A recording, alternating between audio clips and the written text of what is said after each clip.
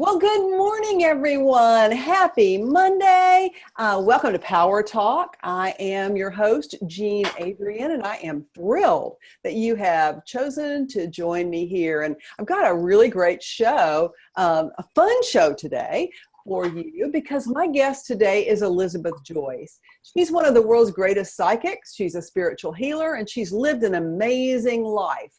And she has just published her memoir about how her gifts have helped her to move through all the challenges of life, pain, sorrow, struggles, and become who she is today. I mean, literally, she's deemed one of the world's greatest psychics. And just some kind of fun insight on this is that back in the day, for those of you guys who are my age or older, you would remember a show on television called American Bandstand. And Elizabeth and her sister were regulars on American Bandstand. And in fact, she actually dated Bobby Darin before he married Sandra Dee.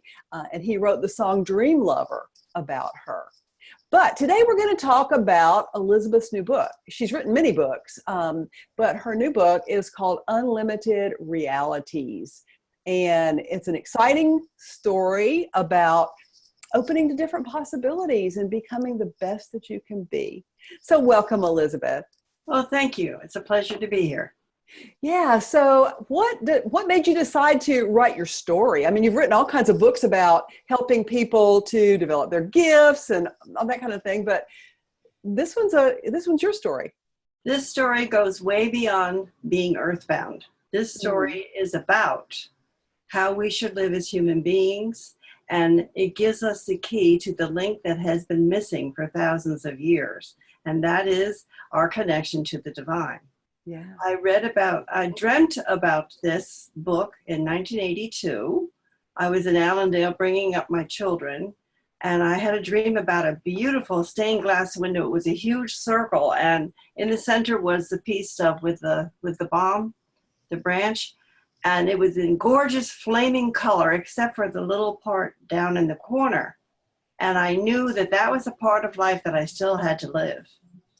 And when I meditated on what the dream was about, I was told I would be writing a book called Unlimited Realities that would go around the world.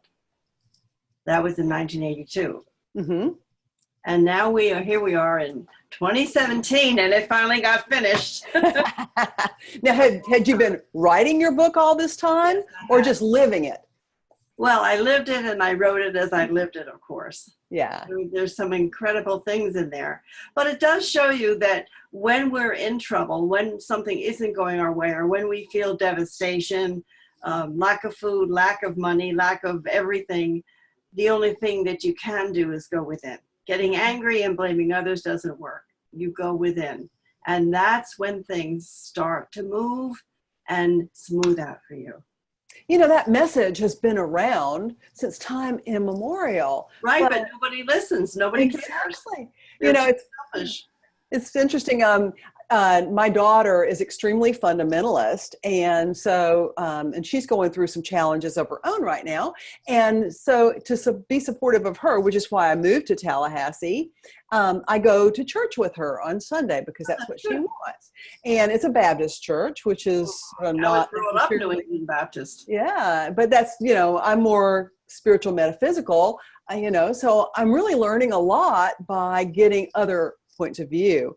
And so the lesson was this past Sunday was from the book of Romans. And it was really talking about, how we're not supposed to fight fire with fire. And if somebody hurts you, you're not supposed to give them back what they gave you. That's and correct. The whole time I'm sitting there listening to this sermon, all I'm thinking of is, I wonder if somebody could tweet that to our president. And suggest I wrote a book called Seeding and Nurturing the Garden of Your Soul, which was really dictated to me by the masters because I totally downloaded it. I wrote that book in 6 weeks. It's a fabulous book. It should be in every church and by every bedside. And it does give the principles of life. Yeah. One is silence. One is just listening and watching. Right. If you give back, you add to the chaos. It's that simple. Yeah, it's like throwing gasoline on a fire. Absolutely. And, and so now here we are we have a leader who's throwing gasoline on a fire, and we're teetering on the brink of stuff that we really don't want to have happen, I think. So Focusing on the negative is always unpleasant. I also do think there are some good things going on. mm-hmm. Although they don't seem to be able to quite achieve it, there are some ideas. For example, I know that there were some people fighting for patents for medicine because our medicine has been so messed up, and they have cures for diseases like multiple sclerosis and muscular dystrophy and some cancers, and they won't let them in the country because the pharmaceuticals don't want to lose the money. Right. So when he stands up and says, I'm going to fight the pharmaceutical companies, I go, yay, hooray. But there's too much unpleasantness. It doesn't have to be.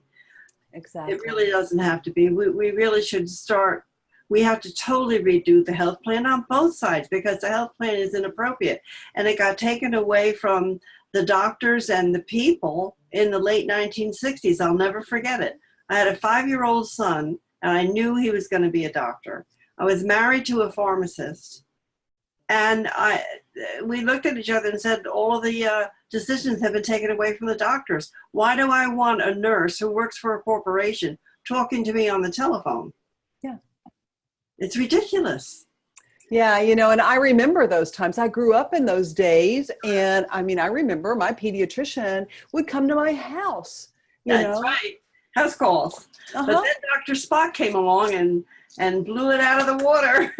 Yeah, exactly. Yeah. So, there are we have some opportunities to positively impact our reality now by moving back to simpler things, don't we? We really do. As a matter of fact, they're not simpler things. I think they are things. They are us. And I think we've been a part of a bombardment of confusion, a bombardment of mixed ideals that are not wholly spiritual. They're greed and me first and me only. And we went through years of me first and me only. And now we're back into the we and us. Yeah. It's about time. I think so. Although I think some of the younger folk are having a difficult time understanding that it's good to do something for somebody else. Yeah. Yeah. Because we have a generation that has like been raised in entitlement. Oh, I know. It's just unbelievable the way entitlement works. And that was the 90s and the 60s and the 70s were the indigo children. Then we started having the rainbow children. In the 90s and the first part of the 2000s, we had the crystal children, and each one has a greater awareness of spiritual development. Now, starting in 2010, we have the Farseeing Children, and they are the ones that are going to connect other planets and other worlds to our world. And I've got one of those. My 3-year-old granddaughter is one of those children. Farseeing. You're lucky. Oh, I am so blessed. And my daughter is, like I said, she's very fundamentalist, and she doesn't quite know. She adores her child, and she's a really excellent mother. But some of the stuff that comes out of Trinity's mouth, Amanda doesn't quite know how to deal with. For example, 3 different times, Amanda has turned to me in front of her mother and said, "Grandma Jeannie's a witch." Oh, that's a terrible thing to say. Yes, but she remembers me from other times when perhaps I was a witch, because that puts a very dark energy on that child. Yeah. She's all knowing. She might have given. Why don't you tell your daughter that your granddaughter has been given the gift of knowledge, and that she needs to go to Matthew and the Beatitudes and the Sermon on the Mount and read the gifts that the Lord left us. Yeah, that's a good idea. The gift of healing, the gift of all knowing. Tell her that's what your daughter has, not to call her a witch. And No, my daughter doesn't call her a witch. This came out of the 3-year-old's mouth. Called who a witch? Me. Oh.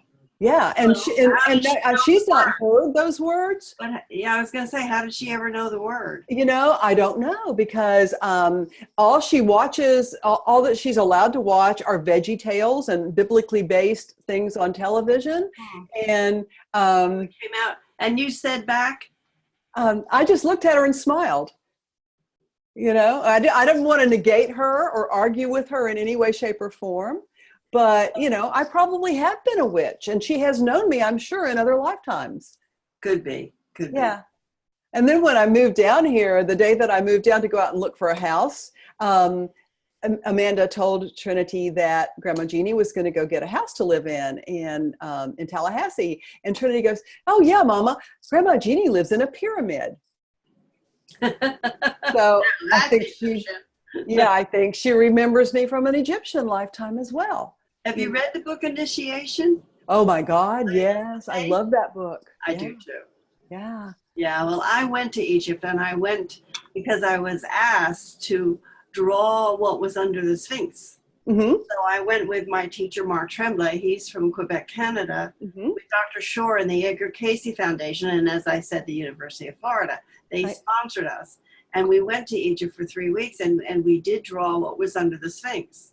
But we never were able to dig and find it. There was too many complications, and then Dr. Shore passed away. But what a trip that was. There's 9 pyramids, and I went to each one of them. There's the Pyramid of the Children.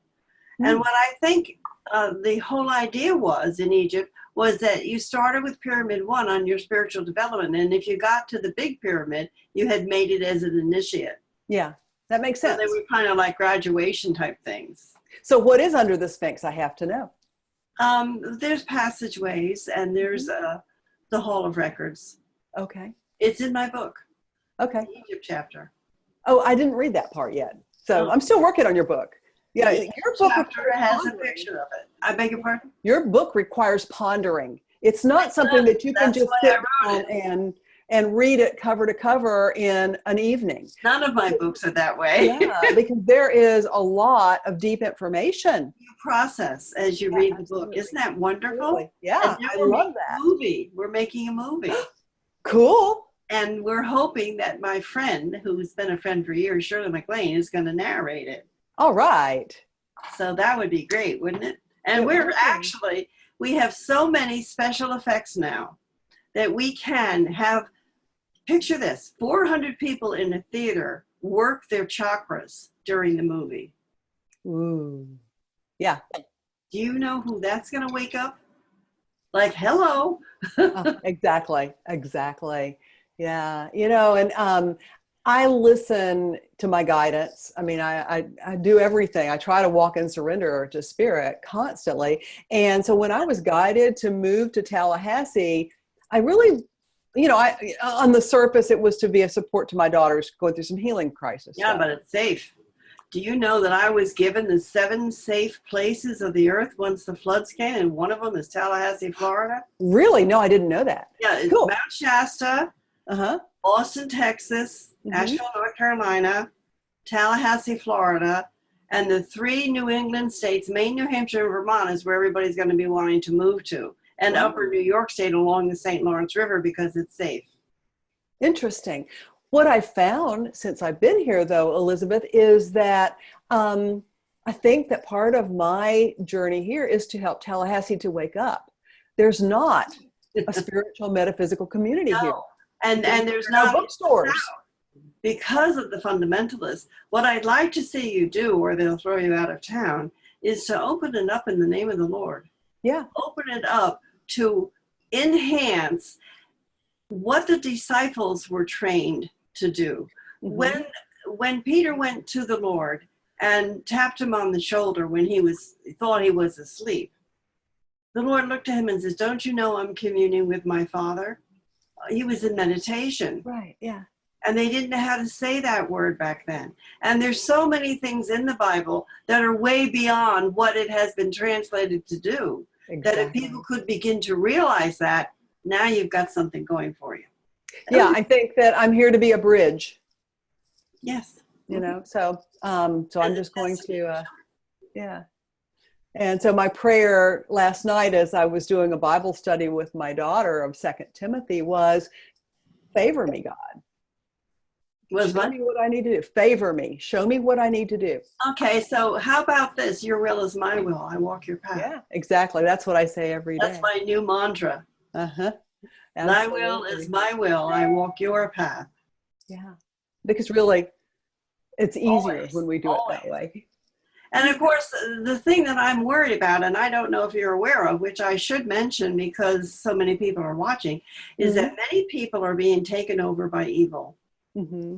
They are being taken over by these dark entities and channeling. And the only goal is for them to take your soul. Yeah. So as you make all of your money doing your channeling work and telling your lies to others, it catches up to you in a horrible, horrible way. And there are ways that you can determine whether or not who you're hearing and communicating with is of the divine. And it's simple. Are you of the light? Yeah. The minute that you say that, if they do not give you a positive, warm answer, you must banish them. This is in my book, Psychic Attack, or Are You a Victim? That was my first book because I went to court 4 times to help people get money back from gypsies. Yeah. And it's horrible because this has grown into a money-making business. I was called and asked to be on a website that casts spells. Never would I do that. Never. Yeah, I have my New England Baptist upbringing, and I know where this energy comes from very well. And I told them no, and they said, but you can make multi-million dollars. I said, who cares? Yeah. And they couldn't understand it. Yeah, I mean, because there are just too many strings attached. And they're not the kind of, they're more like chains. They're invisible strings. Yeah. This is what I'm talking about. There are people that are channeling from nebulas and from the Palladians. They've got to watch it. Mm-hmm. They've got to watch it. They talk about the Ashtar Command. The Ashtar Command is run by Lucifer. Yeah. No. And that's true. Yeah, we have to be very discerning in where we allow our energies to travel and, in what we share with other people, because the karma around putting out stuff that's leading other people down the wrong path, it's pretty hefty. Well, it's funny because I used to work the psychic fairs, and I was told, Elizabeth, I don't know whether you want a reading with her or not, because she won't tell you what you want to hear. She'll only tell you the truth. Yeah. So many people said that. So many. I'll never forget 2 things. Let me tell you, this is really interesting. One, the lady sat down in front of me. I didn't know who she was the vice president of the New York Stock Exchange. And she asked me about the stock market, and I gave her details that blew her away because this very fine energy came in, and I told her what she needed to hear. And she said, you're brilliant. I said, no, that was your message for your energy, not mine. Right. And then a man sat down. This is really interesting. And this shook me. And he said, I'm worried about my job. I want you to tell me about my job. I said, you don't have one. And he said, yes, I do. I said, no, you don't. I said, you're wiped away. I said, when you go back to your office Monday, there won't be an office. You're going to have to just clear all your stuff out and leave. You are wiped, the slate clean. But what about all my stocks? I said, they've vanished. They've gone. Guess who we worked for? Bear Stearns. And it was the week before they crashed. Wow. That I gave that reading. And he went back in on Monday, and everything I said happened. Yeah. And when I heard it on the news, I literally shook because I knew that I had given him something. He didn't like to hear it. He was really one of those me first people, but I still gave the correct message. So what are the things that you are being shown through your guidance about where we are, for example, as a country, and what can we each do to... we're in the process of huge change. We are breaking from the status quo. So whatever your pros or cons are, it doesn't matter. What matters is that it's time for the people that have lied, cheated, and stealed from the country, that have raped the country, to be stopped. And that's what's going on. Washington, as a matter of fact, when you think of my dear one, Kevin Spacey, who I love, I hope he's going to play Bobby Darin in the movie, doing House of Cards, I believe that what he is doing is how Washington works. Yeah, I really do. And that's an eye-opener in itself. I don't think Washington in the past has had any contact or knowing about the American people. They certainly haven't seen this horrible anger. And the anger is well-deserved. Because they've done. You ask any congressman to go on the U.S. health plan and they'll laugh at you. Let me ask you a question. Why, when we pay their bills, why should a congressman have a different health plan than we do? That's number one. Why should a congressman have money come in from the government for the rest of his life? That's adding to the national debt. I think they should have maybe 3 years and then maybe a pension plan, but not to have full payment when they retire. Who are they? And not to mention that, but how about some term limits in there so that they're not on the dole for ad infinitum? Right. You know? And you know, if you get in once, you're in for life. It's ridiculous. So those laws have to be changed. They have to be dug up out of the ground. Unfortunately, I think that they're being dug up with a lot of extra pain that we don't need. Yeah. But people are angry because they can't go in and get anything done in the way that they've learned. Hear me well. In the way that they've learned. So they go in and they get shattered and they quit. I predicted that Donald Trump's staff would have a revolving door. Am I right? Oh, yeah. Revolving door. We've got to get to the point where we accept the changes. We accept that there's no high and low. I like to look at it this way. We have so much snobbery, you know, and I'm elite and I'm well read and I know more than you type thing. Right. But if you invited a lady from Africa who was maybe the wife of a prince in Africa to the opera with the first lady might wear black dress and pearls. What would the lady from Africa wear? Well, she'd be nude on top and she'd wear lots of beads and she'd have a beautiful skirt. But that's not allowed.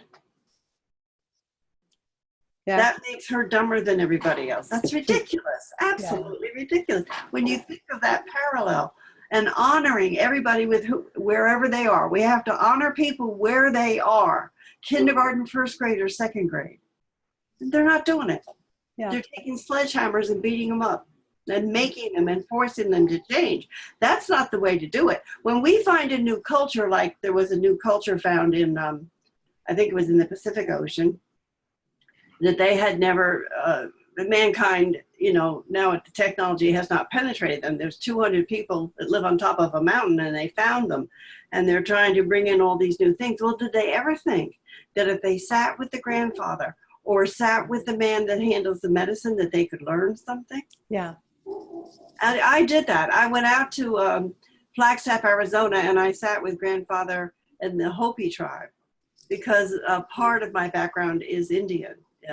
Actually, up in Maine, my mother was part of an Algonquin branch in the Algonquin tribe. And it's very interesting to see that if you honor them, what you can learn and what you can respect. Yeah. And we don't take the time to do that. Right. Yeah. We need to do that. Exactly. So how can people get their hands on your book, Elizabeth? My book is on Amazon. All my books are on Amazon.com. And if people want to get a reading with you, do you do private readings? I do readings all over the world, and I do have a 24-hour answering service. Okay. 201-934-8986. Fantastic. You know, I want to say something else. I taught classes for 30 years. And as you know, I have an identical twin sister. Well, she passed, and the year that she was in the process of passing, I really was a wet noodle. And I knew I couldn't do any creative writing. So what I did do is I got all my classes together and I put them in book form. And there's 3 of them. Opening to Your Intuition and Psychic Sensitivity, book 1, book 2, and book 3. And if people are interested in really starting to learn, they're wonderful books to buy. And the book 1 is great for teenagers and young people. It's just it introduces you to that which is beyond yourself. Yeah, fantastic. All right. So, and there's no better time to get started than now. Oh, it's too late now. No, there's no, I mean, you got to get on that fast running track right now. Exactly. We have more coming. We have more coming. Next year it's going to be finances. This year it's weather. We have more coming. So it's not over yet. These So when three. you say next year is going to be finances, do you see our financial system sort of going through chaos next year? I do, and it has to, and I'll tell you why. There's something called astrology, and Mm-hmm. astrology never lies. Right. Astrology is the travel of energy. It's not predicting events. No, no, no. It is what is the energy today. You Mm-hmm. know, whether it's 90 or 60 or whatever. What is the energy today? And how can I best meld and flow with the day? Well, Saturn is about to change signs and go into the hand of the father. It's called Capricorn. Uh-huh. Capricorn rules the father. And I think also it probably rules the strength of the Lord. Whereas you better do it right or you are going to have a consequence. Now, we need that back in this country because we aren't giving consequences. If you Right. read chapter 1 of my book, it tells you how to discipline children, and we've lost that art. Totally lost it.